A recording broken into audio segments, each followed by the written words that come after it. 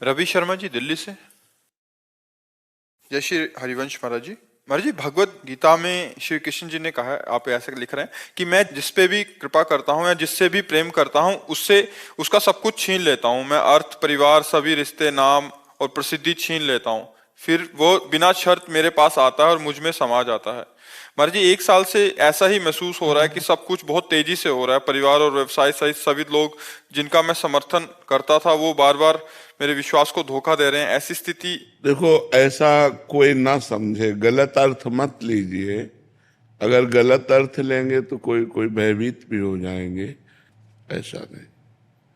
मंगल भवन अमंगल हारी, भगवान की ताकत नहीं है कि वो अमंगल कर सके, क्योंकि वो मंगल भवन है। अरे वो मारेंगे तो देव दुर्लभ पद प्राप्त होता है। भगवान की ताकत नहीं किसी का मंगल कर सके। जैसे सूर्य की ताकत नहीं कि अंधेरा दिखा दे, क्योंकि जहां सूर्य रहेगा वहां अंधेरा नहीं हो सकता। ऐसे जहां भगवान का आश्रय हुआ वहां अमंगल नहीं हो सकता। तो जो भगवान ने कहा उसे समझना है। जब तक हमारी धन में प्रीति होती है, जब तक हमारी परिवार में प्रीति होती है, जब तक हमारी भोगों में रति होती है, तब तक भगवान से प्रेम नहीं होता। तो भगवान दो प्रकार से वो रति हटाते हैं। अगर विवेकवान है तो भगवान अंदर वैराग्य देकर हटा देते हैं, और अगर विवेक नहीं है तो फिर वो वस्तु ही हटा देते हैं, जिससे उसकी रति हटकर भगवान में पहुंच जाए। ये भगवान की कृपा होती है, ना कि भगवान के द्वारा किया हुआ कोई अमंगल विधान होता है। ऐसा कोई ना समझे। नहीं तो सबसे बड़े महाभक्त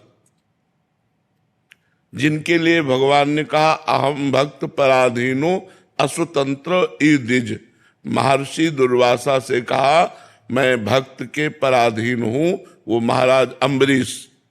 अगर भगवान सबका धन छीन लेते हैं तो चक्रवर्ती सम्राट हैं, बात बनेगी नहीं।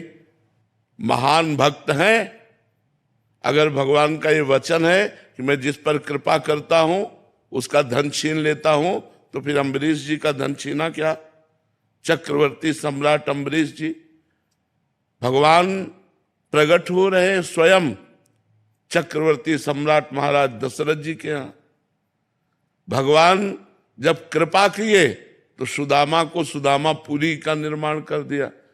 तो मुझे लगता है हमको समझना होगा इस बात को, कहीं हम उल्टा न समझ ले। तो अगर भगवान की शरणागति से सर्वनाशी होता है तब तो हमारे पास कुछ नहीं होना चाहिए था।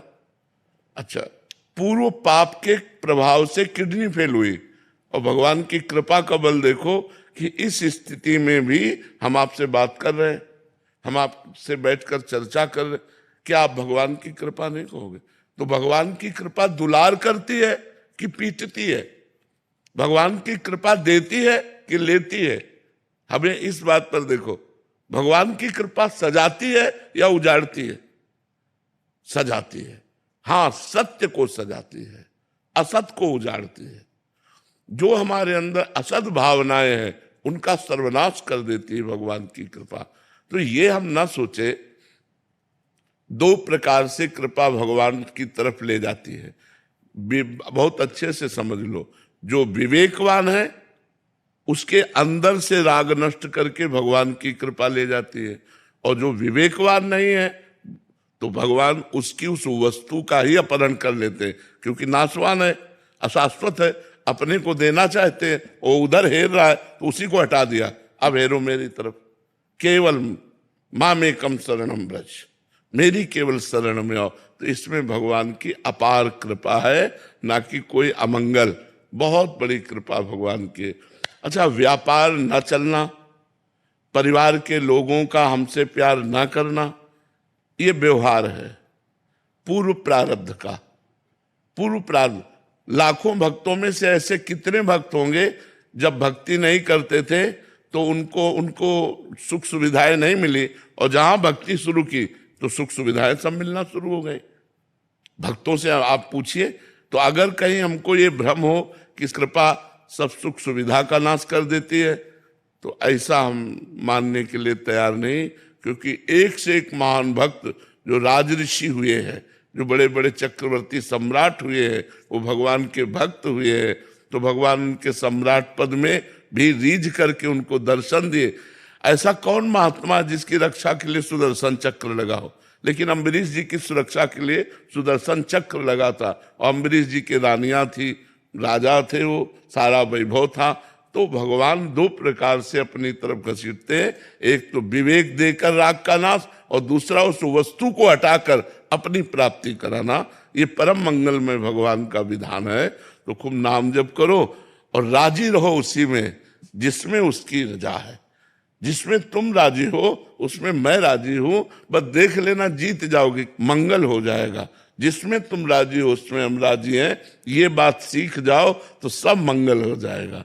आज हमको थोड़ा सा कष्टप्रद जीवन लग रहा है, लेकिन कर हमारा जीवन बड़ा मंगलमय होगा, ऐसा विचार हर भक्त को करके भजन में और दृढ़ रति करनी चाहिए, संशय नहीं करना चाहिए।